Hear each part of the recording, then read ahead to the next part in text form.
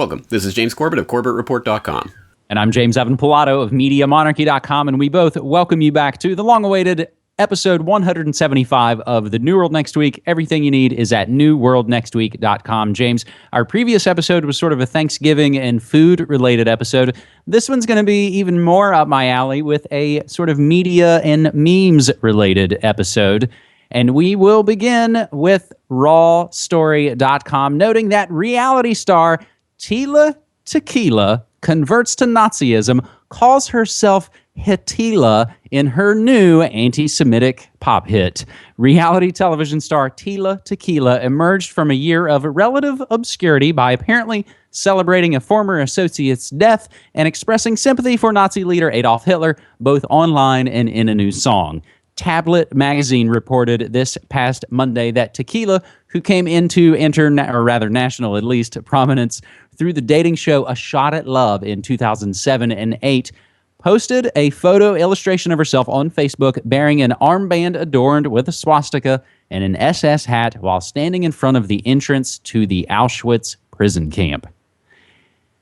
The story is ugly, but we'll cut to the chase in another post as she's willingly, excitedly posting all of these things. Also this past Monday, Tequila, born Tila Nguyen in Singapore in 1980, wrote, quote, "I am she, the queen who hath come to save you from this dark world filled with NWO parasite invaders," an apparent reference to the New World Order, a popular boogeyman figure among conspiracy theorists. She also responded to criticism of the image by linking to a December 7th blog post in which she defends Hitler, saying his history was written after the defeat of the Axis in World War II. James, this is quite a bizarre story, and I think this lines up quite well with our recent previous episode about the Russell Brand wagon and these celebrities that seem to, as you and I were talking before we started to roll tape, yeah, I remember Tila Tequila kind of coming out and her being heralded in the alternative media as yet another celebrity to come out against the New World Order. But as we always see it, it's usually a long walk off a short pier, James. And look at how outlets like rawstory.com are positively wetting themselves to cover this, because it's another example of one of those crazy people who believe in crazy things like 9/11 truth and all of this other stuff, which all gets lumped in together because of the train wreck that's happening right now with Tila Tequila, who, by the way, in the past has touted such things as the fact that she is a superhuman and that superhumans are fed off of by the Illuminati, who are alien hybrids who live inside the hollow earth. And she has personally died 7 times, and on the 7th time she was dead for 3 days, and she met some sort of man who told her something important or something like that. People can read her absolutely insane screeds on her blog if they're so inclined. Let's just contrast this to actually just the beginning of last year when she claimed she was converting to Judaism and saying that it was really honest, heartfelt. It wasn't about publicity seeking. So converting to Judaism, converting to Nazism, whatever she's converting to next week, I'm sure will also make interesting tabloid fodder. And of course, fodder, as we say, for denigrating anyone who questions the system as a whole, because it is a big tar and feather that they use to brush over everyone. And it's interesting to me. I'm just kind of thinking off the top of my head here, but it seems to me there are really 2 types of celebrities who question the powers that shouldn't be. There's the train wreck tabloid variety. I mean, Charlie Sheen, Tila Tequila, that type of train wreck that people love to gawk at and make fun of and become instant punchlines in and of themselves. And then they're the other kind. I mean, you look at someone like Tupac, who was literally talking about kill Illuminati. Illuminati ends up getting gunned down. You have Michael Jackson. A lot of people have said, and there's some clips out there of him talking about the people who own the music industry, and he's not going to let them win, and blah, blah, blah. And he ends up getting drugged by his handler and everything to death. You have, interestingly enough, Brittany Murphy. Julia Davis, the whistleblower, was on my program a couple of years ago to talk about her experience with DHS, and she mentioned Brittany Murphy was murdered by the powers that shouldn't be. And lo and behold, just a couple of weeks ago, there was this, it was main headline news, ABC News, everywhere else. Was Brittany Murphy poisoned? So now that's finally coming out. So I don't know. It seems to me that there's the star whackers who take care of the stars who go a little too far off the plantation in a way that's not a walking train wreck. I'm glad you mentioned Star Walkers, because I even forgot about that sort of name and title we've been able to kind of give these things. You know, James, actually what I thought you were going to say, the other type of person, in my belief, the other type of person in a way is someone that, like Jello Biafra of Dead Kennedy said years ago, his heroes were people who monkey wrenched the New World Order, and they're not huge celebrities and they're not big rock stars. They're people who live their lives not taking part of this New World Order system, and they don't have to be big celebrities and make a bunch of money off of it. You walk your talk, just as again in the sort of indie music scene, the famous book about Nirvana's, you know, and all the sort of alternative bands, you know, from now 20 years ago. You know, this band could be your life. In my view, it's sort of like you either are it because you live it, or you're just another yapping face on the screen. James, I think it's interesting to note, Raw Story, I think, used to actually be a decent outlet, and I used to source from them all the time back during, this is the answer, the Bush administration during the Media Monarchy episodes. And ever since the last few years, they are nothing but partisan, pretty much straight down the line. So that's probably a whole other episode looking into the backstory of what happened to Raw Story in around 2008. One of the commenters, though, on the story about Tila Tequila notes that that she's lesbian and Asian, and those aren't probably two of Hitler's favorites, so she maybe didn't think this thing all the way through, her latest, phone. I never thought of that, but yeah. National Post has an interesting story, and this will throw in another element, James. MySpace star turned conspiracy theorist Tila Tequila says Paul Walker was killed in a ritualistic murder, and we will probably, fortunately, James, leave that where it lies. But again, like everything we mentioned on the show, we will provide the links and the sources for you to go read these stories for yourself. So, James, unless you have anything more to say about the Tila train wreck, we will move on to our second media-related story.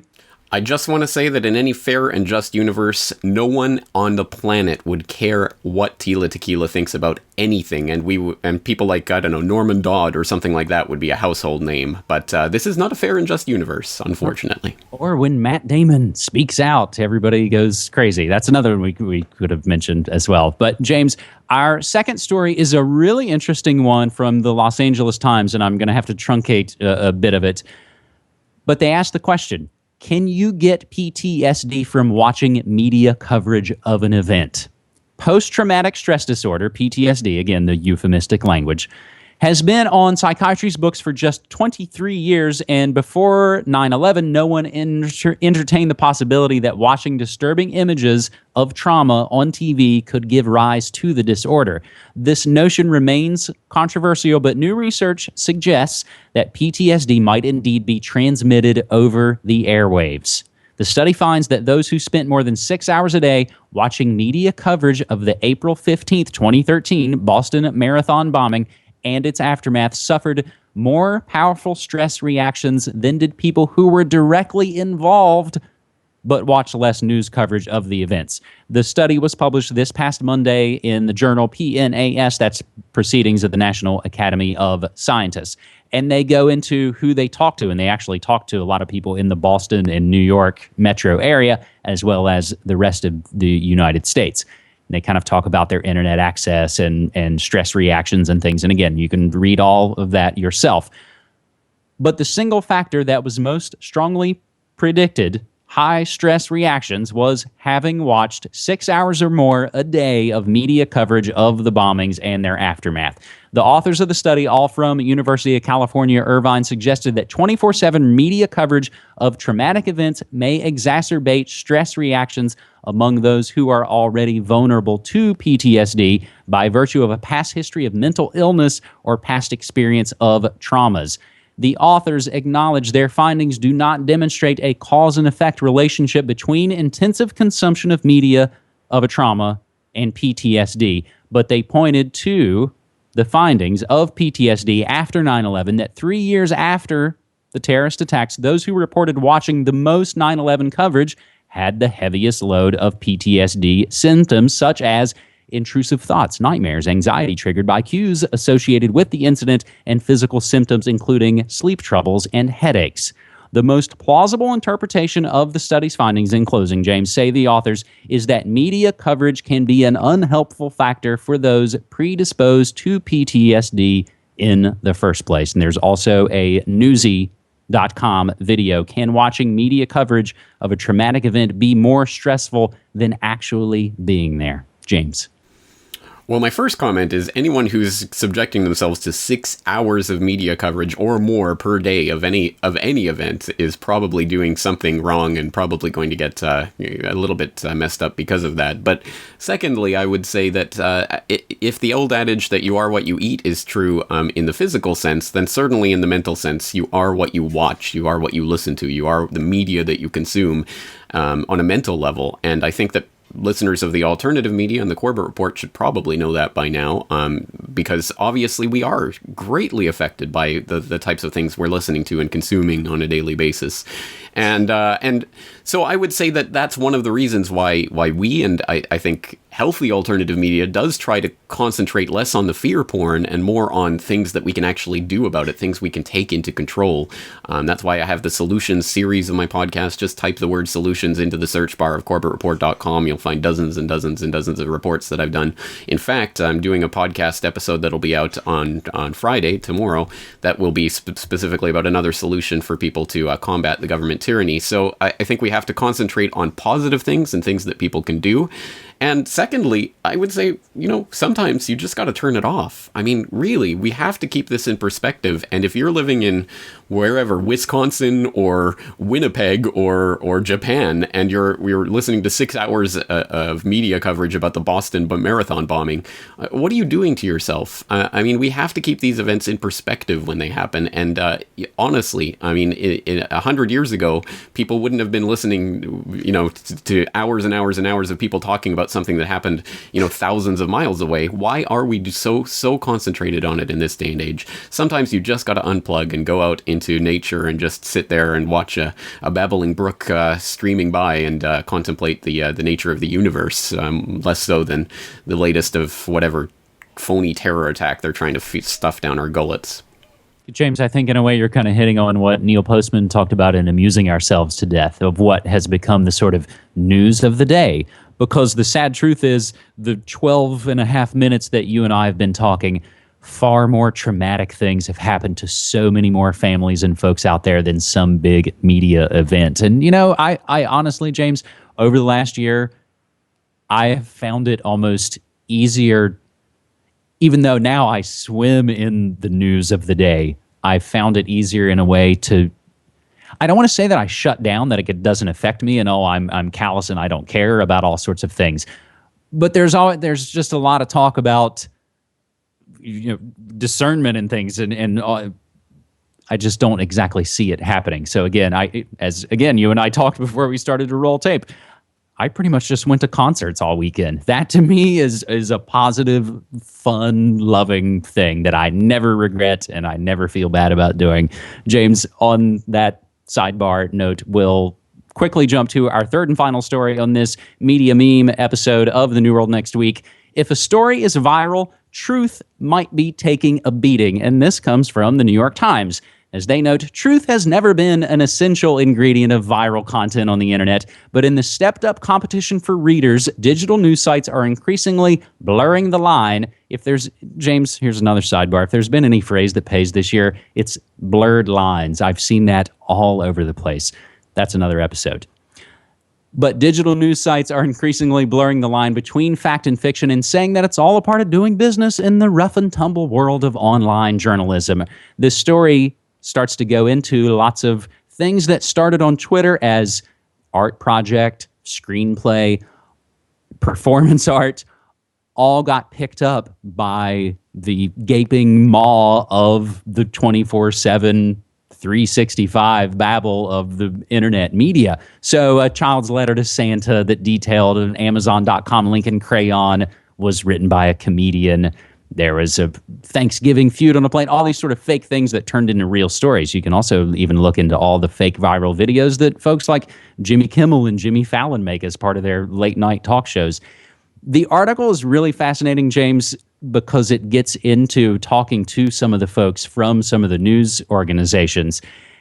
And I'll just quickly note, when the tales turn out to be phony, the modest hand-wringing that ensues is accompanied by an admission that viral trumps verified, and that little will be done about it as long as the clicks keep coming.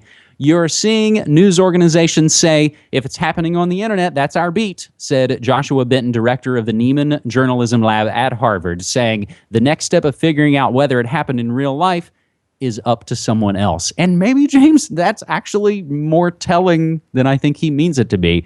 We have to sort of use much more discernment.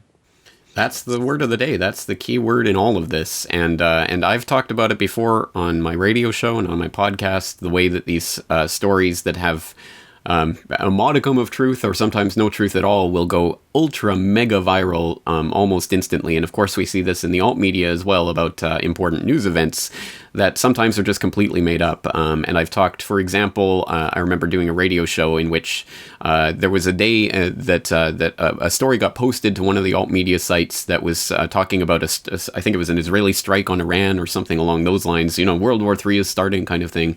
Went super mega viral, got posted everywhere around the alt media on the web, and it turned out it sourced to a story from the Telegraph that was like 7 years old or something.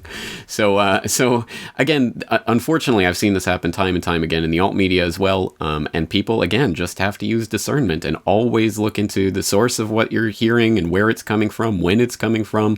Can you verify it in other ways? And that's a lot of work, and people don't like to do work. When they see a hot viral story, they just want to take it and run with it. And it's something that I often reflect on. I mean, my most viral video, the 9/11 conspiracy theory video, is I'm glad that became viral. I had absolutely no idea that would become viral, and it's good because it got a lot of people interested in some of the different aspects of 9/11 truth. But you know, compared to the in-depth work that I've done in the past, and you know, hour-long episodes of the podcast exploring different aspects of it, it's just a little 5-minute kind of comedic video almost that gets the most attention, which is kind of sad. But hey, it's human nature, and what are you going to do about it? So I don't think that there's a way to use the virality to spread the truth. I think that's a game you can get burned at.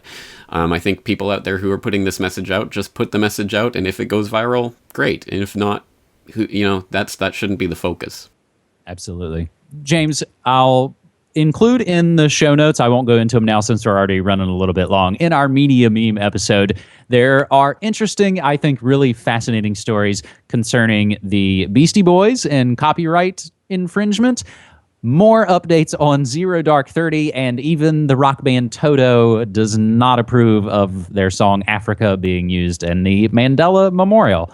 Also, we'll include some hashtag New World Next Week tweets from our man G.J. Salisbury getting into Bitcoin and Syria, and so very much more. If you want to submit a story, hashtag New World Next Week on Twitter. I'm there at Media Monarchy. He's there at Corbett Report. James, I appreciate it so much, dude. So do I, and we'll be back next week. And before then, on next Wednesday night, I'm going to be on Ground Zero with Clyde Lewis, produced by James Evan Pilato, so people can tune into that. Is that groundzero.com? No. groundzeromedia.org. That's it. All right, and we'll put the link in there as well, so people can tune in next Wednesday night. So thanks again, James. Thanks so much, man. Take care.